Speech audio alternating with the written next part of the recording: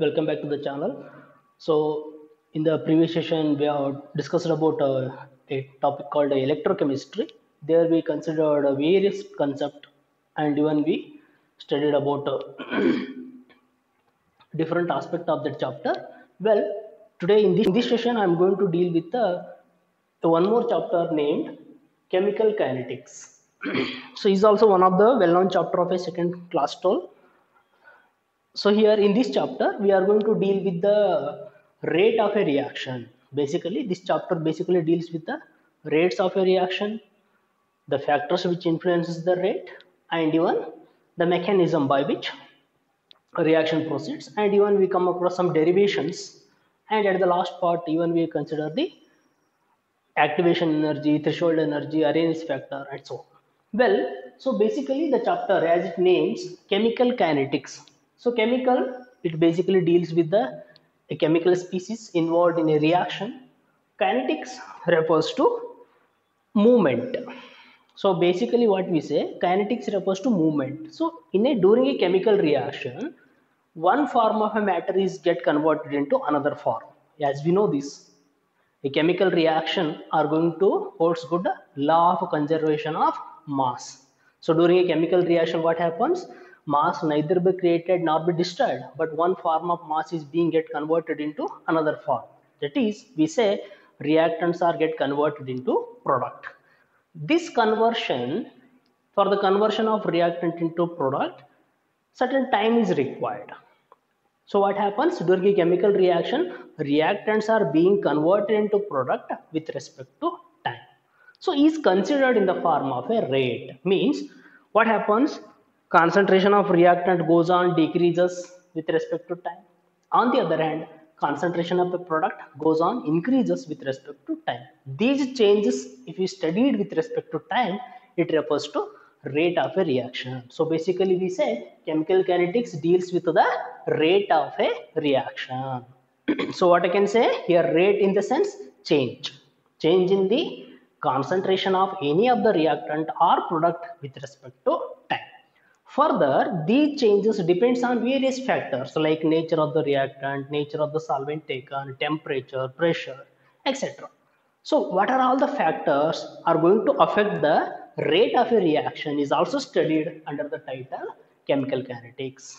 And one more thing, what I said, mechanism. So all reactions do not follow the same path. Some reactions may take place in only one step. They get completed in only one step. So we used to call simple reactions. If this reaction takes place in more than one step, or I can say two or more steps, then we used to call complex reactions. In such case, there involves a mechanism. Path followed by a reaction is different.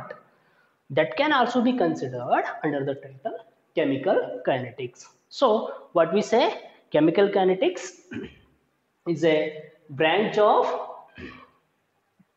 Chemical kinetics is a branch of physical chemistry which deals with the study of rate of reaction, the factors which influences these rates, and the mechanism by which reaction proceeds. So basically, we have to concentrate over three aspects while dealing with this chapter. First one, rate of a reaction. Second one, the factors which influences the rate, and the third one, mechanism by which reaction proceeds.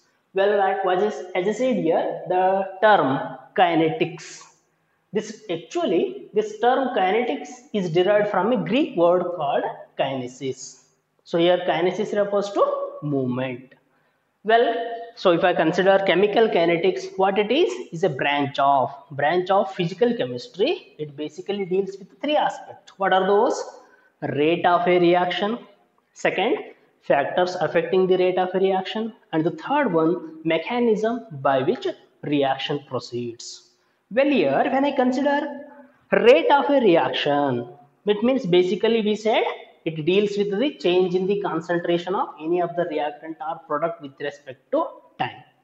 Now, when I think of changes, some of the reactions proceed very fast, some reactions proceeds very slowly, while some other reactions proceeds with a moderate speed. Means that conversion of reactant to product it varies or it depends on nature of a reaction. It differs from one reaction to another reaction. Well, what I can say here, based on the speed by which reactants are converted into product, so I can say very fast, or I can say instantaneous reactions, the one which takes place rapidly. I can say instantaneous reaction. Moderate, they are neither fast nor slow. Mediate, the reaction proceeds with a medium speed. Okay, so we call moderate reactions. And very slow reactions means they proceeds with a very slow, or I can say that reaction takes place over a long interval of time. Such reactions are considered as a slow reactions. Means based on the time taken by a reaction, reactions can be considered as fast reactions, or I can say instantaneous reactions, moderate reactions, and very slow reactions. I specified some examples here. Well-known example for fast reactions are precipitation reaction as well as neutralization reaction. These are a well-known example for instantaneous reaction, or I can say fast reactions. Examples for precipitation reaction, I considered a reaction between silver nitrate and sodium chloride. Say as soon as silver nitrate and sodium chloride are mixed, we observe product formation immediately. Instantaneously, these two species react with each other, gives rise to a white curdy precipitate of silver chloride, and aqueous sodium nitrate remains in the solution. It means within a fraction of a second, this reaction takes place. If reaction takes place rapidly, then what about its rate? Rate of such reaction is very, very high. Similarly, if I consider a reaction between hydrochloric acid and sodium hydroxide, a neutralization reaction, this reaction is also one of the example for instantaneous reaction. As soon as these alkali and acid molecules comes in contact with each other, neutralization begins. In the sense, instantaneous reactions, they have very high rate of reaction. Okay. Well, coming to the moderate reactions, I considered one example here, decomposition of hydrogen peroxide, H2O2. Well, hydrogen peroxide H2O2 molecules undergo decomposition moderately. And what about its rate? Rate is also moderate. Similarly, decomposition of dinitrogen pentoxide in presence of platinum catalyst. Well, it is also one of the example for moderate reactions. Coming to the very slow reactions, if I consider rusting of iron, as we used to come across rusting of iron, say rusting of iron takes place over a period of time, say 1 year is required for rusting of a piece of iron. In the sense, 1 year is the time taken. What about its rate? Rate is also very, very slow. Means based on the nature of a reaction, I can consider rate of reaction may be very high, rate of reaction may be moderate, and rate of reaction may be very, very slow. Well, kinetics basically deals with the what type of reactions? Moderate reactions. Hence, we say kinetics deals with the what type of rate of a reaction? It deals with the moderate reactions and a moderate rate of a reaction. It doesn't deal with the, now at present, this kinetics doesn't deal with the instantaneous rates or slow rates, but it deals with the moderate rate of a reaction. Well, coming to the rate of a reaction. So there are two types of rate of a reaction. Means based on the time taken or time required for the measurement, rate of a reaction can be calculated in two forms. So we say if I consider rate of a reaction, there are two kinds or two types. Well, first one, average rate. As I already mentioned, rate is nothing but it is the change in the concentration of any one of the reactant or product with respect to time. Is a general definition for rate of a reaction. So there are two types of rate of a reaction. What's the first one? Average rate. If those changes are measured, so we say rate measured over a long interval of time. If the change in the concentration of any of the species, if it is measured over a long interval of time, then it is considered as average rate of a reaction. Similarly, we have second kind. What is that? Instantaneous rate. So what is this instantaneous rate? It is the rate measured over at very small, or I can say infinitesimally small interval of time. It is considered as instantaneous rate. So if I consider rate of a chemical reaction, there are two types: average rate and instantaneous rate. So basically, average rate refers to rate measured over a long interval of time, while instantaneous rate refers to it is a rate measured over a small interval of time, or else even we can say at a particular instant of time. Okay, at a particular instant of time. Well, these are the two types of rate of a reaction: average rate and instantaneous rate. Well, coming to the first one, what is that? The average rate of a reaction. What is the definition we said? The average rate of a reaction is nothing but the change in the concentration of any of the reactant or product per unit time. Okay, so average rate is nothing but it is a change in the concentration of any of the reactant or product per unit time is called average rate of a reaction. Well, how we can consider the average rate? Means, for example, generally I consider R gives rise to product, a general reaction. Reactant gives rise to product.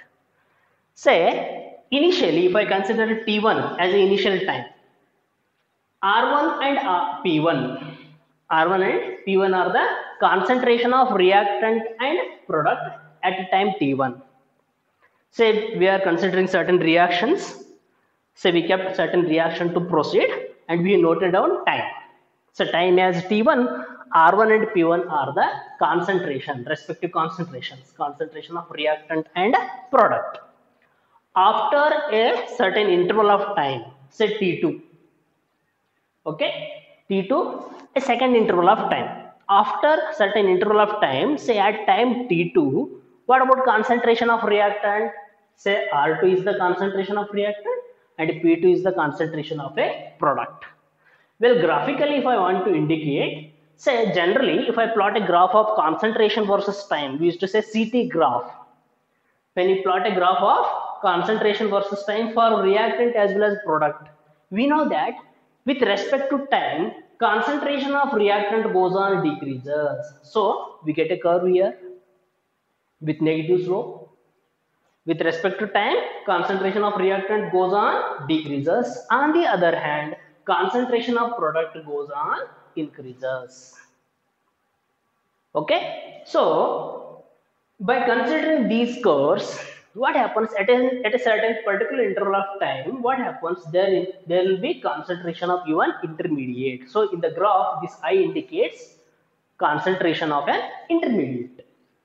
Well, here if I consider concentration of reactant and product, yes, concentration of both the species changes during a chemical reaction. What happens? With respect to time, concentration of reactant goes on decreases while concentration of product goes on increases. So generally what I can say, concentration of both reactant and product changes. That change in the concentration of reactant, concentration of product and time taken can be abbreviated like this. So delta R indicates change in the concentration of a reactant. How it is done? Final concentration minus initial concentration. So what I can say, R2 minus R1 gives the change in the concentration of reactant. Similarly, if I consider change in the concentration of product, delta P, which is equal to P2 minus P1. Final concentration minus initial concentration. How much time taken? So delta T. So T2 minus T1. It means this delta indicates a large interval. After a large interval of time, if you measure changes as delta R, change in the concentration of reactant, delta P, change in the concentration of product, that delta T indicates time taken. Okay. So if I consider calculation, or I can say measuring the average rate of a reaction for any chemical reaction by knowing initial concentrations and final concentrations and corresponding time taken, it is possible to calculate the average rate of a reaction. So as like I considered here, delta R, delta P and delta T. Well, so coming to say regarding expressing, how we can express the average rate of a reaction. So the average rate of a reaction can be expressed, or else generally I can say rate of a reaction can be expressed by considering either change in the concentration of reactant, what is the other way? Change in the concentration of product with respect to time. Well, so we have two ways here. We can consider, or you can express the rate of reaction by considering change in the concentration of reactant. So during a reaction, what happens? Concentration of reactant goes on, decreases, hence what I can say, rate of disappearance. Rate of disappearance, or I can say decrease in the concentration of reactant. So rate can be expressed by considering decrease in the concentration of a reactant. So in that case, what is the rate? Rate of a reaction is nothing but is equal to change in the concentration of reactant divided by time taken. Here change is nothing but decrease. Decrease in the concentration of reactant divided by time taken. So R, average rate of a reaction. So RAV refers to the average rate of a reaction is equal to minus delta R by delta T. So what is the sign I am taking here? Negative sign. Well, here why that negative sign is taken means, say that negative sign of delta R, what it indicates, it signifies that concentration of a reactant is decreasing with passage of time. First thing regarding sign convention, why we are using negative sign means that negative sign signifies the decrease in the concentration of a reactants. Further, the rate of a reaction must be positive. Okay, so first thing regarding sign convention, that negative sign indicates decrease in the concentration of reactant, and the second thing to be remembered is the rate of a reaction must be positive. What is delta R here? R2 minus R1. So if you go mathematically, we get negative value here. Since R2 is smaller than R1, so that the difference we are going to get a negative value. To make it positive is multiplied with the negative sign. Okay? Well, so what is that? Note point I can say here. The negative sign of delta R signifies that concentration of R, that is reactant, decreasing with passage of time. Further, delta R represents the decrease in the concentration of reactant during the time interval delta T. So here, one of the way to express the rate of reaction by considering the decrease in the concentration of a reactant. So what I can say, R average, the average rate of reaction is equal to minus delta R by delta T. Well, the second way of expressing the concentration of a reactant is regarding appearance of a product, or I can say increase in the concentration of a product. So what I can say, rate of appearance or increase in the concentration of a product. Well, how we can express the rate again? Rate of a reaction is nothing but is equal to change in the concentration of product divided by time taken. So here change in the sense increase in the concentration of product divided by time taken. Well, R average is equal to plus delta P by delta T. Again, when we go for sign conventions, what the positive sign indicates? Positive sign signifies the increase in the concentration of a product with passage of time. Okay, and delta P, what this delta P refers? It indicates the increase in the concentration of product during a time interval of delta T.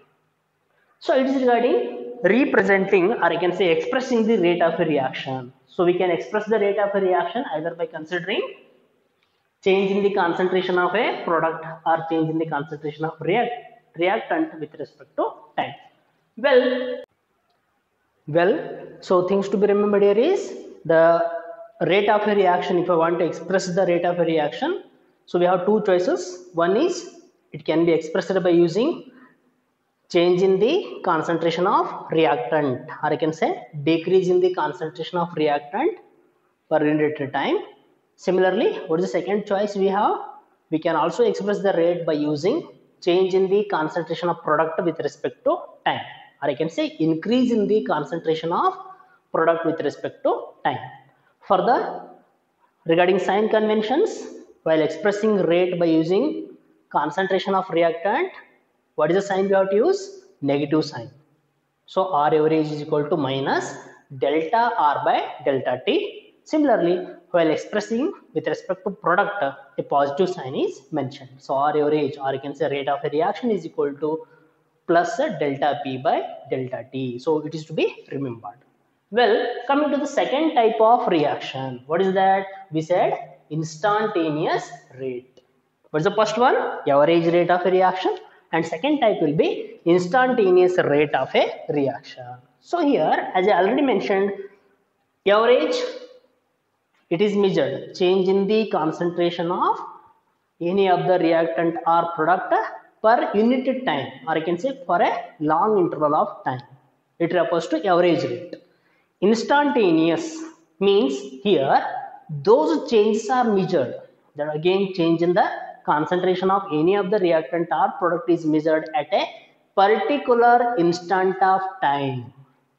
Okay, so what we say, instantaneous rate is nothing but is defined as change in the concentration of any of the reactant or product at a particular instant of time.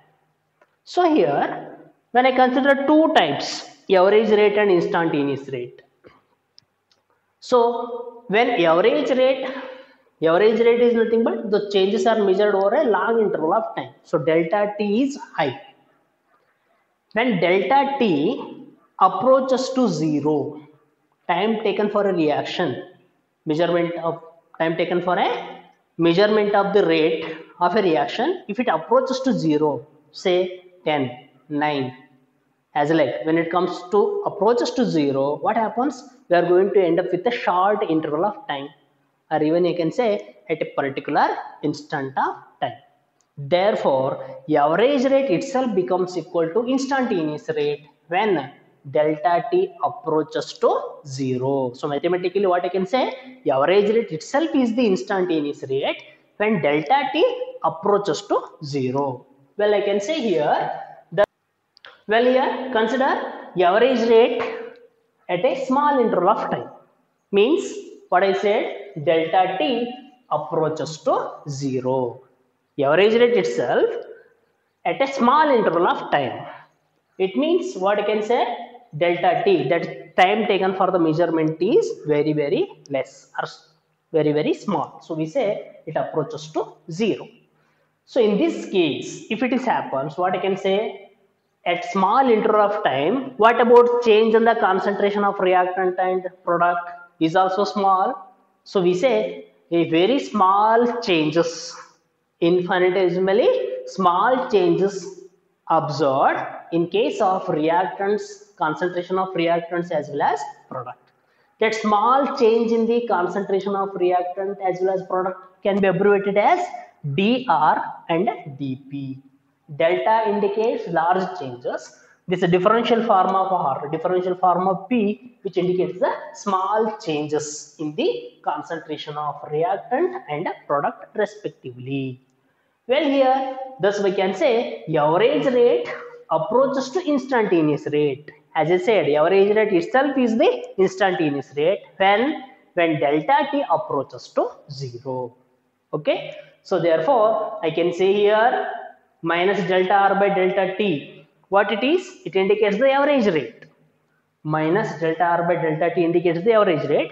In this quantity, if delta T approaches to 0, what happens? Itself becomes the instantaneous rate. So, which becomes equal to minus dr by dt. Similarly, with respect to product, plus delta P by delta T.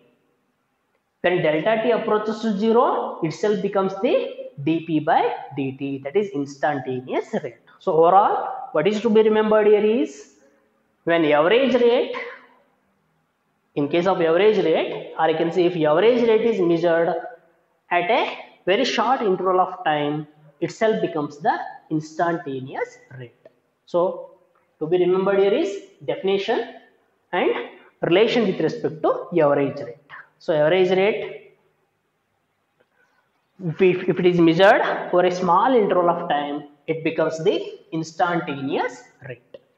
Okay, so mathematically what I can say, minus delta R by delta T, in which if delta T approaches to 0 becomes equal to minus dr by dt, or else delta P by delta T, in which if delta T approaches to 0 it becomes equal to dP by dt.